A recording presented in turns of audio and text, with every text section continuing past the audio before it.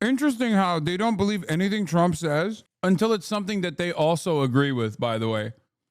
This is MSNBC. Under any other circumstance, if Trump said anything, they would be like, oh, obviously the opposite is true.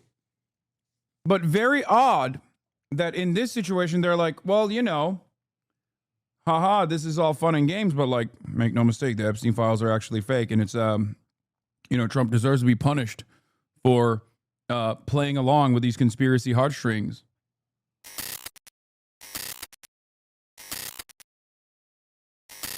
This morning, President Trump facing criticism from some of his biggest supporters. This has been the first fracture in MAGA over the Justice Department's handling of files related to convicted offender Jeffrey Epstein. For days, many on the right have been criticizing Attorney General Pam Bondi's decision not to release the files, but now high-profile figures, including House Speaker Mike Johnson, weighing in. It's a very delicate subject, but we should put everything out there and let the people decide it. And podcaster Joe Rogan, an influential Trump ally in the last election, mocking the administration's response. Like, look, where's the Epstein files? Boo, can't find them. Don't exist. Like, they can get away with man. Oh, yeah. Bondi has said there are Epstein files, but concluded Epstein did not leave behind an incriminating client list and that he died by suicide in 2019 while awaiting trial. Nothing to see here, folks. Also, here's the uninterrupted raw footage that we actually interrupted and edited in Premiere. Contradicting right-wing conspiracy theories that he was murdered. Rogan criticizing Bondi and FBI Director Kash Patel. Kash Patel said there's nothing you're looking for. Oh, okay. For his part, President Trump dismissing the interest. He's dead for a long time. He was never a big factor in terms of life. I don't understand what the interest or what the fascination is. And after his daughter-in-law said there needs to be more transparency, I asked the president about her comment. Do you agree with her, sir? The Attorney General's handled that very well. He has stood by Bondi's judgment. Whatever she thinks is credible, she should release. Trump, like many celebrities, was seen with Epstein in the 90s, but later said they had a falling out, and by the time Epstein was arrested, that he had not spoken to him in 15 years. Asked about Bondi's review. Did she tell you at all that your name appeared in the file? No, she's given us just a very quick briefing, and in terms of the credibility of the different things that they've seen. The Attorney General yesterday deflecting questions about the controversy, but asked about those calling for change at the Justice Department. I'm going to be here for as long as the president wants me here. House Speaker Mike Johnson also signaled he'd support having Epstein accomplice Ghislaine Maxwell testify before Congress, saying he's for transparency. Maxwell is serving 20 years in prison for conspiring with Epstein. Her family is now speaking out, arguing she did not receive a fair trial and hoping the Supreme Court will hear her appeal. Savannah? Gabe Gucci. Buttfeld, after defending, calling himself a Nazi and taking ownership over the movement, today is still trying to actively defend the Trump administration. Let's take a look at what he had to say. Not enough, but the Dems are great at saying, yeah, you know, it didn't work out the first time, but just give us a chance and we'll make it better. This is why Trump is good. Even when you're pissed off about Epstein, he's not perfect, but when he's not perfect, he's still good. The problem with all these other... Oh my God. Am I watching MSNBC explain harm reduction? Except this time, you're trying to explain harm reduction voting to a base that doesn't play by those rules at all and never has and never will, because their expectation is you're supposed to whip up panicked hysteria around certain narratives, and then you're supposed to actually capitalize on that by offering red meat. Like the example I use here is claiming that trans people represent like a real threat to the American public over and over again, only to, once you get into power, only to turn around and be like, actually, we can't, or capitalize, sorry. Did I say capitalize? What is, my brain is so busted, I'm sorry. Capitalize. It would be like if the Trump base, after telling everyone that, trans people represent like a grave threat to Western empire or whatever, and getting at least enough people in the base to believe this lie, if you were to turn around and be like, actually, we can't do anything about trans people. We can't even like stop the 40 trans athletes from participating in NCAA. Actually, it's good that trans people are still participating in sports, and there's not anything that we could do about it. You know, sucks to suck. Yeah, the base would probably, I mean, and this is not even as important of a cause for Trump's base of support as is the Epstein stuff. Like, so the example I'm using is not even a direct analog here. Do you understand? They're used to getting treats. They're used to winning culture war issues, okay? You don't get the promise and whip up hysteria on a really pivotal on a really pivotal issue such as this one for the base of support, only to turn around and be like, yeah, you don't get it. Good things aren't possible. Especially when everyone knows you do have a lot of power over releasing this information. Because this isn't something like I was going to end the wars and then not being able to deliver on ending the wars on day one. Okay? One, ending the wars is not that big of a deal for a lot in the base of support. And two, it's not entirely in your hands. Like, you can't just, end a foreign adversary's illegal incursion into Ukraine, right? You can't do that. You can't unilaterally decide it's over now. That's far more difficult. So people are most likely going to be a lot more understanding of what your inability is to stop Russia's invasion into Ukraine. Things that Dems do, they have to be perfect to work. So it's like capitalism. It can be frustrating and it can be prone to flaws, but it doesn't have to be perfect to make the world work. I've been speaking to Coca-Cola about using real cane sugar in the Coke in the United States, and they've agreed to do so. I'd like to thank all of those in authority at Coca-Cola. This is a very good move by them. You'll see. It's just better. Wow, cane sugar. I've totally forgot about the Epstein files now. Yeah. Don't make perfect an enemy of the good is already a failure for the Democrats in terms of like galvanizing their base of support, in terms of bringing out the masses to go out and vote for you. It is going to be an even larger failure for the Republicans, because the Republicans have always said, yeah, harm reduction, dog. We are going to give you exactly what you want. And if you don't have anything that you can pay attention to, we'll make sure you find something to pay attention to. We'll whip up hysteria around, I don't know, undocumented migrants. Here's my queen, Jessica Tarkov, doing the Lord's work, saying 75% of Republicans want the files out there.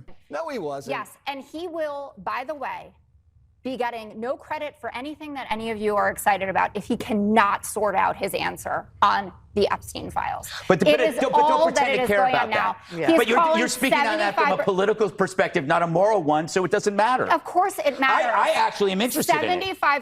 I'm interested Jessica, in... You never brought it up for years. That's not true. Jessica, the polls are so boring. Fine. How about the humans? Mike Flynn, you're a human. Charlie Kirk, you're a human. Steve Bannon, you're a human. They're all mad. Now you're on their side. What a coincidence. She's now wants to know about Epstein now that Trump's in the office. Didn't care when Biden was there.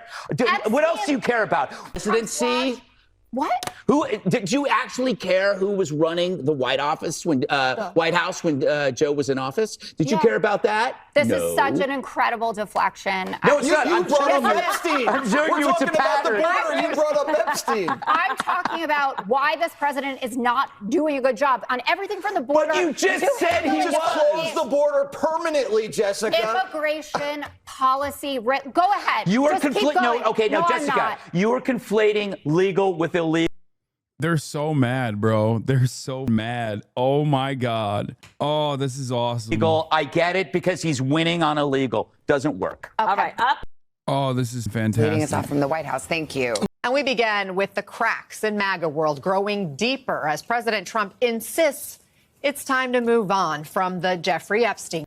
I think, like, if the Democrats were to operate like Republicans, they'd be calling Trump a criminal right now. And I'm not... I know why they won't do it, because partially because, like, their own donors are implicated in the Epstein shit. But the Republicans are shameless. And the Dems should be too. They should be like, yeah, release it or you're a pedophile.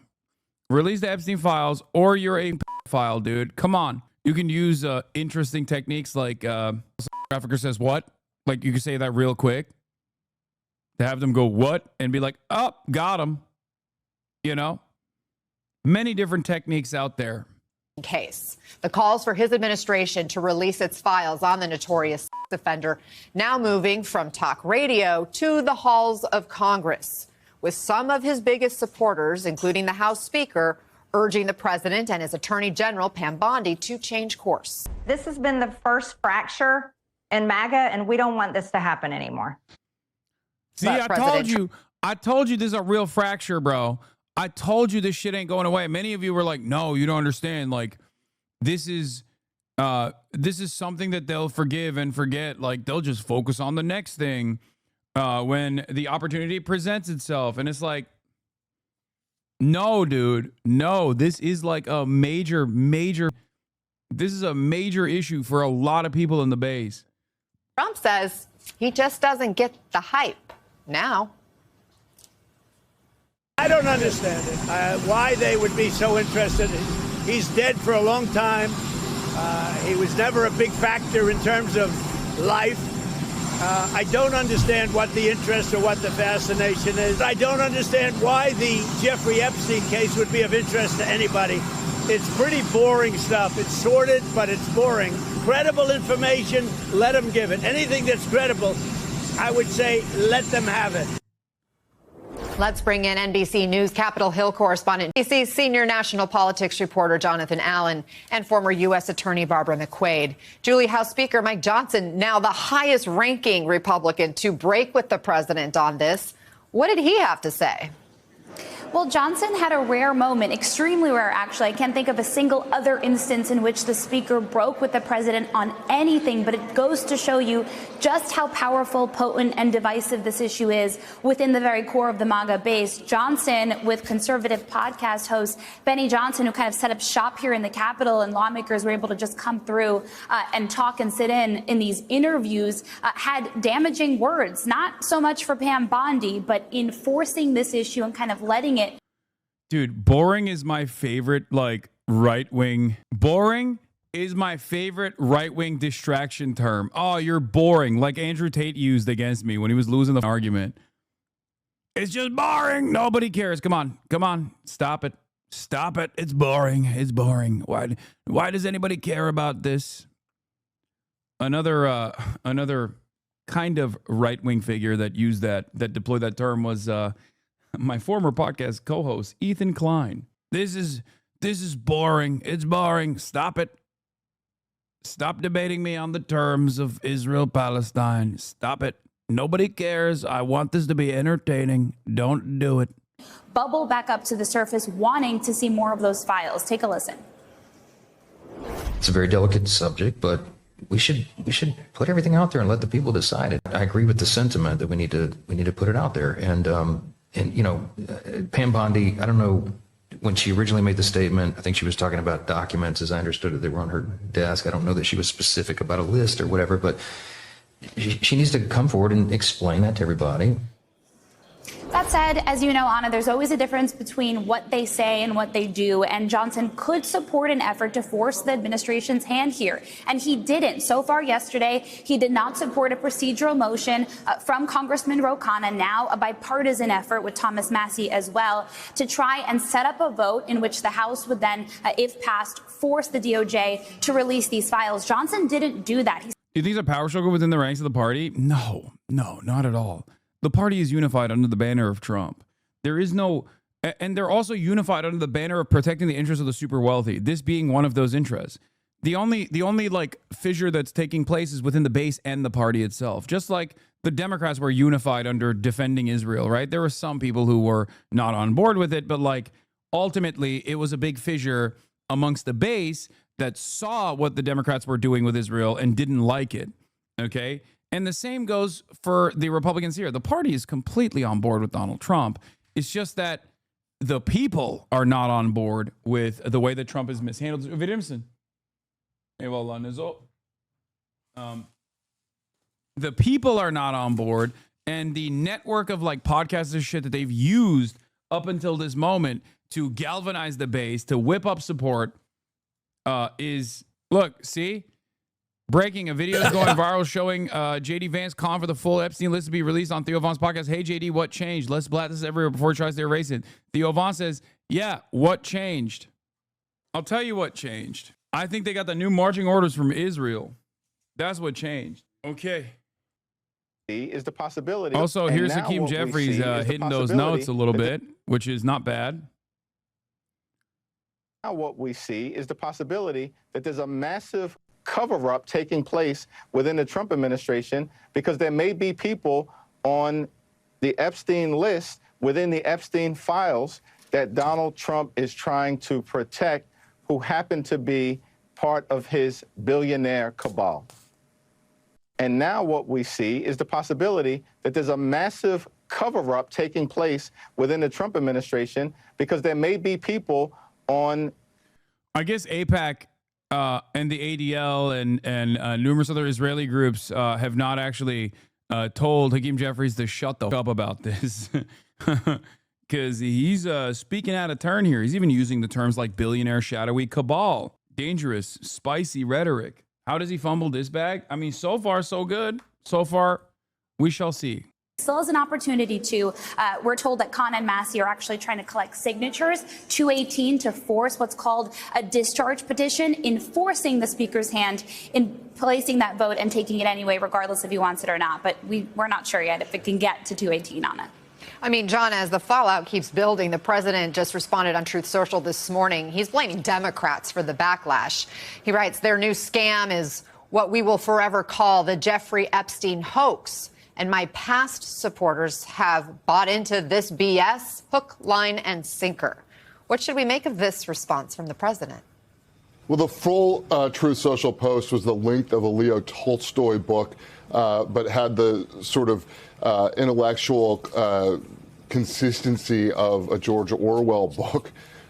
This is a president who promoted that's a big, beautiful boy right there. Conspiracy theories around Jeffrey Epstein, including one that Hillary Clinton and Bill Clinton murdered Epstein in jail, which is absolutely insane, and for which there's no evidence because it didn't happen, and has now found himself in a position where he is at odds with a lot of his base. And I think the fallout of this and the danger for him is that it really is the base. It's the grassroots that is angry about this. And what we see that in the pressure being put to bear on the Marjorie Taylor Greens, the Tucker Carlsons, from both sides, Trump wanting them to stop talking about it, and from the grassroots insisting that these Epstein files be released. I mean, John, initially the president tried to stem the tide of this backlash with a post on Truth Social over the weekend. He wrote, 1 year ago, our country was dead. Now it's the hottest country anywhere in the world. Let's keep it that way and not waste time and energy on Jeffrey Epstein, somebody that nobody cares about. Don't pay attention. Well, he got slammed for that. That post received more than 45,000 responses, far more than other recent posts. Many of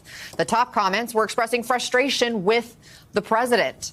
John, does the president really not get it? Is he out of touch with his base on this? Yes. Yes, he's absolutely out of touch with his base on this. And in fact, what we've seen is him repeatedly say no one's interested in this, stop talking about it in public comments. He's accidentally fanning the flames of this, but it sort of feels like he has to because it's the only thing that his base is talking about. We heard him once say, famously that he could shoot somebody on Fifth Avenue and he wouldn't lose a vote. But what he's finding out right now is that he cannot ridicule and mock all of his own voters and get away with that and have them sit for it. So I think he's going to have to find a way to repair his relationship with the base on this issue. He keeps on saying, that it's nothing for them to be worried about. And even in his post this morning, he called them past supporters who are stirring up all of the angst over this. But clearly, it's not just past supporters. It's people who are wanting to continue to support him and are suddenly having second thoughts over this issue. Barbara, yesterday, Attorney General Pam Bondi dodged some questions about the Epstein files. Let's play her reaction. He would support you releasing additional credible evidence from the Epstein investigation.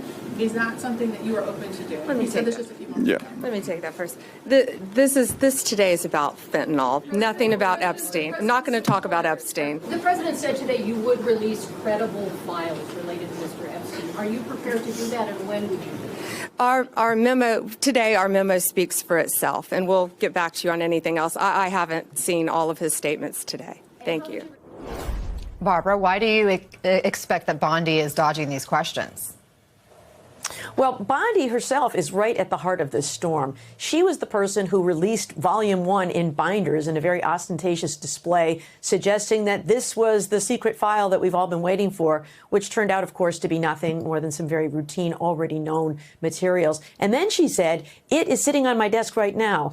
Now, some thought it meant a client list, which people have been yearning for. She has now backtracked to say, when I said it, I just meant the file in general. I didn't mean to suggest there was anything like a client list. So between Pam Bondi, Donald Trump, Kash Patel, and others who are now inside the administration, they were the ones who were stoking all of this interest in the Epstein files. And now suddenly they've looked at it and they say there's no there. I think what they're finding is governing is much more challenging than simply spewing venom on Fox News or social media. You have to be able to back up. Yeah, governing is much more challenging because when you're on the outside trying to win, you get to say these guys are all pedophiles, but when you're on the inside, you have to defend the pedophiles. Except that's not what she's saying. She's saying that like it's all fake bullshit, and that's the reason why they got owned. So annoying. What you're selling with words. You know, Donald Trump himself wrote in The Art of the Deal that you can only con people for so long. At some point, they expect you to deliver the goods.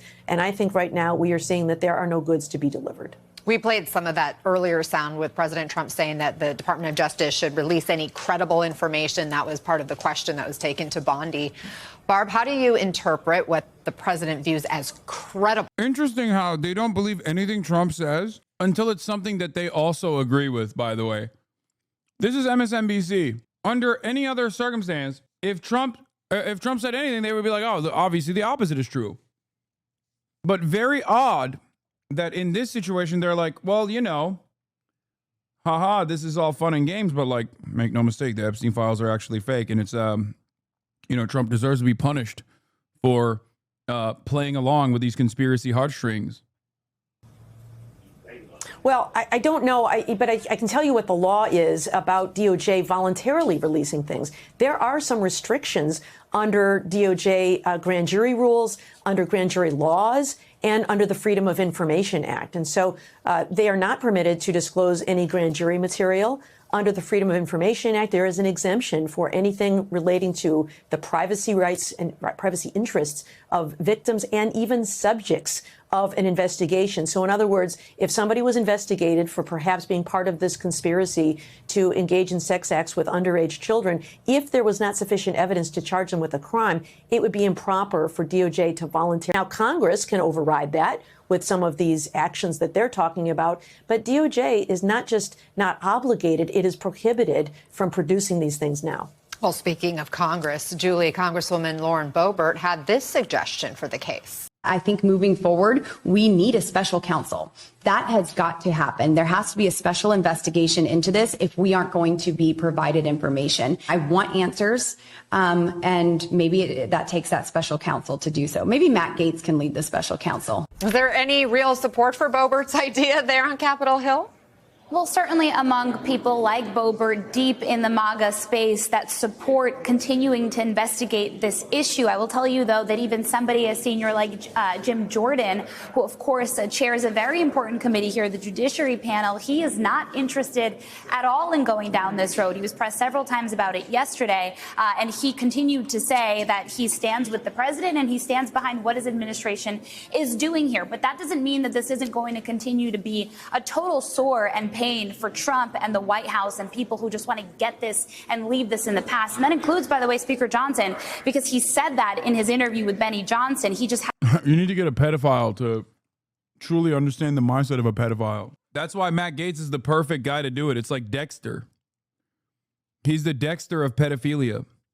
Okay? It's crazy because like he knows the environment. I mean, he literally was also doing the same shit in Florida, the same state, only a couple miles away from where Jeffrey Epstein was operating. Yeah, Matt Gaetz, perfect guy to do this, perfect guy to investigate this, considering he has literally the same experiences, pretty much as close to the same experiences as Jeffrey Epstein as you're going to get. Has to toe the line here, as many of these guys do, in trying not to make their base more angry at this issue, and also trying to fend off Democrats who, even in the Senate, I'm told, are trying to force messaging votes on this very issue. Nice. President Trump today angrily denounced the support of anyone in his ranks who cares about the Jeffrey Epstein case, aka a significant number of people in his base, who, by the way, elected Trump after he pledged to release the Epstein files, after his surrogate Elon Musk told Tucker Carlson that billionaires were backing Kamala Harris because they were terrified Trump would release the Epstein list. Now, this latest kerfuffle started this morning with Trump's post on Truth Social, where he continued to falsely assert that the Epstein files are some sort of Democratic ploy. He wrote, quote, "Their new scam is what we will forever call the Jeffrey Epstein hoax." Nope. No, we won't. Past supporters. No, we won't. You are 22 down on New York Times crossroad today? Wait, really? I'm in the New York Times crossword puzzle? Be for real. Is that for real? How can we find that? Spoilers? Okay, shut the fuck up, chatter. It's going to be like, I need to subscribe, I guess. It's got to be like Hasan Minhaj or something. And this person is just like hurting my feelings. I can't check it. I'm not subscribed. It's Hasan Minhaj? Oh my God. You dick. Have bought into this bullshit hook, line, and sinker. They haven't learned their lesson and probably never will. Let these weaklings continue forward and do the Democrats' work. Don't even think about talking of our incredible and unprecedented success because I don't want their support anymore, unquote. This same energy continued in the Oval Office this afternoon, where the president said this. They're wasting their time with a guy who obviously had some very serious problems, who died 3-4 years ago. I'd rather talk about the success we have with the economy, the best we've ever had. It's, of course, not a waste of time to care about the fact that dozens, if not hundreds, of survivors of rape, assault, trafficking, and more have been denied justice in the Epstein case from the jump. Aside from Epstein's own vile crimes, Epstein allegedly helped other powerful people in his... I like that he says 3 to 4 years because, like, he somehow tries to make this like a Biden thing when Jeffrey Epstein was killed when he was president. His orbit get away with heinous actions, including sex abuse, sex trafficking, in some cases the sexual abuse of minors. Here's just one portion of a victim impact statement surrounding the trial for Epstein associate Ghislaine Maxwell, who was sentenced to 20 years in prison for conspiring with Jeffrey Epstein to sexually abuse minors. One victim, who went by the pseudonym Kate, wrote to the judge, quote, "I witnessed Maxwell's relentless and insatiable drive to meet the sexual needs of Epstein at any cost to the vulnerable girls and women upon whom she preyed and fed to Epstein and other powerful men. The many acts that were perpetrated on me by Epstein, including rape, strangulation, and sexual assault, were never consensual and would have never occurred had it not been for the cunning and premeditated role of Ghislaine Maxwell played." Kate went on to write that the consequences of what Maxwell did have been far-reaching in her life. And this has been, let's just say it, this has been a huge about face for Trump. He's the dog who caught the bus. On a podcast just last fall, he promised he would release the Epstein files. But a lot of big people went to that island. But fortunately, I was not one of them. Yeah, I'd be inclined to do the Epstein. I'd have no problem with it. Back in 2019, in Trump's first term, he retweeted a baseless conspiracy theory suggesting that Epstein's death was tied to Bill and Hillary Clinton. The Epstein case is sadly not a hoax, as the president now claims. So what's going on here? Let's go to CNN's Kristen Holmes at the White House. Kristen, Trump has gone from saying... Bro, how are you not going to show how Donald Trump on many instances wished her well? I'm surprised more people haven't brought up that Axios interview. Because that Axios interview, it says something insane. Hey, thank you, Ren, for the 5 gifted subs. Maxwell family put out a statement. Our sister Ghislaine did not read. We covered this. Did not receive a fair trial. Her legal team continues to fight her case in the courts and will file its reply in short order due to the government's opposition to the Supreme Court. If necessary, in due course, they will also file a writ of habeas corpus to the U.S. District Court SDNY. This allows her to challenge the imprisonment on the basis of new evidence such as government misconduct that would have likely changed the trial's outcome. Following the government's response, David Oscar Marcus, counsel of record for our sister in her petition to the United States Supreme Court, had this comment: "I'd be surprised if President Trump knew his lawyers were asking the Supreme Court to let the government break a deal He's the ultimate deal maker, and I'm sure he'd agree that when the United States gives its word, it should keep it. With all the talk about who's being prosecuted and who isn't, it's especially unfair that Ghislaine Maxwell remains in prison based on a promise the U.S. government made and broke. Yeah. Does anyone have the video of Trump talking about Ghislaine Maxwell in like incredibly positive terms? If they free her, the Republicans are cooked. I don't think they're freeing her. I think they would... the more likely scenario is that she also has an accident, which would completely brick everyone's brains. Like, yeah, this is the most damning piece of evidence you could show for Trump's possible involvement beyond what he is stating right now. Look at this. Mr. President, the other day a reporter asked you about Ghislaine Maxwell. You said, quote, "I just wish her well, frankly. I've met her numerous times over the years, especially since I lived in Palm Beach, but I wish her well, whatever it is." Mr. President, Ghislaine Maxwell has been arrested on allegations of child sex trafficking. Why would you wish such a person well? I don't know that, but I do know that She has. She's been arrested for that. You know her that. friend or boyfriend, Epstein, was either killed or committed suicide in jail. She's now in jail. Yeah, I wish her well. I'd wish you well. I'd wish a lot of people well. Good luck. Let them prove somebody was guilty. I mean, do you know that? Oh, so you're saying you hope she doesn't die in jail? Is that what you mean by wish her well? Her boyfriend died in jail, and people are still trying to figure out, how did it happen? Was it suicide? Was he killed? And I do wish her well. I'm not looking for anything bad for her. I'm not looking bad for anybody. And they took that and I mean, they she's made a child it sex alleged child sex a trafficking. big deal. But all it is her boyfriend died. He died in jail. Was he killed? Was it suicide? I do. I wish her well. Like when he says her boyfriend, he's talking about Jeffrey Epstein, dude. Like, does Donald Trump ever talk like this about anyone? Ever? Like, that is crazy, brother. This was when he was president too. Everyone should move on from Epstein to saying he doesn't even want the support of people who care about this. That's a lot of people. We should note that in the not so recent past, those who cared about this case have included his son, Don Jr., his Vice President, J.D. Vance, his Attorney General, Pam Bondi, FBI Director Kash Patel, and on and on. What's the thinking here? Jake, I'm not really sure there is thinking behind this. A lot of this seems to be unforced errors by President Trump. I've talked to a number of people around him who do believe that they are understanding where the base stands, but it still seems unclear that President Trump realizes what a big deal this is to so many of his supporters. And just to give some clarity here, it's not just the people who voted for them. It's also the big personalities on the right and some really who had never voted before, now part of the MAGA movement, who drew in their supporters, people who have podcasts, YouTube shows, to get them to the polls to vote for Donald Trump in order to release the Epstein files. And part of this, what I'm hearing from these supporters, is they don't really understand why exactly he's made this about face. Here's what he said in the Oval Office today. It's all been a big hoax. It's perpetrated by the Democrats, and some stupid Republicans and foolish Republicans fall into the net.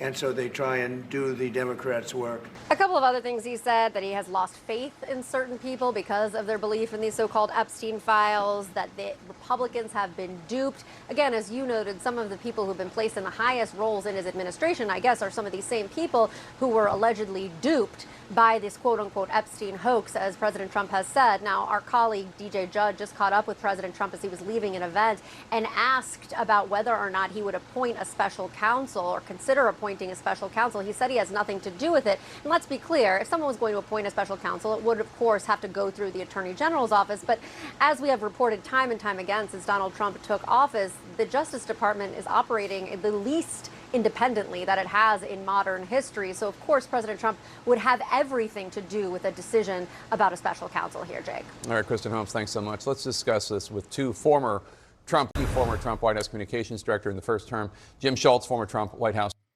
Could this work? No, it's not working. These people, there are many people who voted for Trump because they are literally overtaken by his sexual prowess, his charisma. I know that sounds insane, but that is literally why a lot of people just have a cult-like admiration towards the man. But there are far more people that actually voted for Donald Trump because they see Donald Trump as a vehicle to destroy the elites, as a mallet, as a hammer to all of the institutions. They have voted for him, especially like low propensity voters have voted for him because they see him as a change from the way that previous like establishment politicians have ruined their lives, regardless of the fact that he's a billionaire born with a silver spoon and a child of real estate developers. Okay, doesn't matter. They see him as a guy who is anti-establishment, who's against the elites, who is going to be vengeful towards said elites.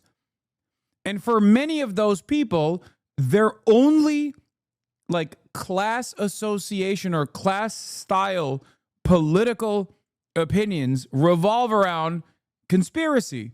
The conspiracy that Jeffrey Epstein has sex trafficked minors at the behest of like societal elites, whether they be Hollywood or massive finance people and politicians and members of the royal family and prominent Democratic and maybe even Republican figures, but mostly Democratic figures, right? Like that's what they see it as. So Trump not doing this is a direct basically directly going against why people voted for him, and it's showing people that like he is not an anti-elite guy. Tax cuts for the wealthy and deregulation do not read to the base of MAGA as a pro-societal elite moment. This, on the other hand, does read as a pro-societal elite moment, that Trump is a part of the elite squadron. He is defending their interests. A lawyer. Jim, you've worked with Trump on a very personal level. Explain to us the mindset here and what you would advise him as his lawyer to say right now. So in terms of what folks are thinking here, and not to get to the crux of this, I think we need to be more concerned, less concerned about MAGA, more concerned about the victims associated with these cases. I agree. Right? When you saw people walking around with the binders outside of that, I thought how many cases on behalf of victims on a pro bono basis. I'm thinking, what are the victims thinking at this moment with people walking outside the White House, reporters with these binders purportedly containing information? They don't know what's in those binders. They don't know what's going to come out. And purportedly containing information, the trauma, we have to think about the trauma that those folks are going through, those women are going through, who have been abused, purportedly trafficked, and what their reaction is to that issue. And I think we're losing all of that. The news media is losing it. The White House is losing it. The Attorney General lost it when they paraded around with those binders. And I think MAGA is losing sight of that too. And the Democrats in Congress are doing the same thing. They're politicizing something that's traumatic for folks. And this needs to be governed by and through the court system. And judges need to help make these determinations by and through the Department of Justice if it's something that's going to be released. I totally agree with you, and that's why we interviewed the attorney for some of the victims yesterday, and it's why I already mentioned them. Mike Duggie, let me ask you,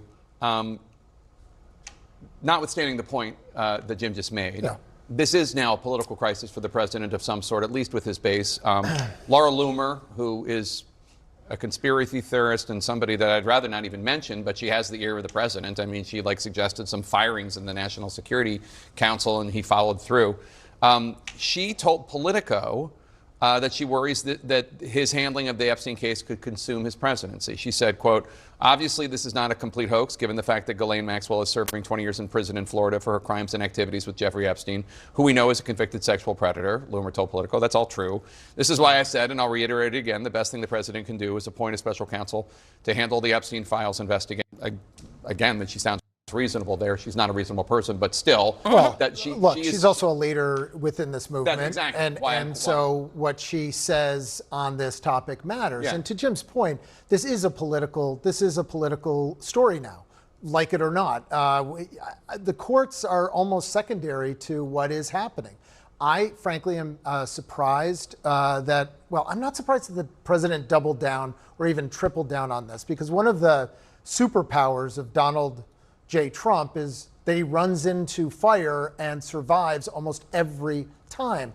In this instance, though, he lit this fire. Well, he didn't necessarily light this fire, but he did stoke it. Yeah. And as did his supporters. But they stoked it for a really good reason, because a lot of what he won on, one of the reasons that his base loves him so, is because he points to powerful individuals that have been lying to the American people. That whole story, including now sex, is wrapped up in the Epstein case.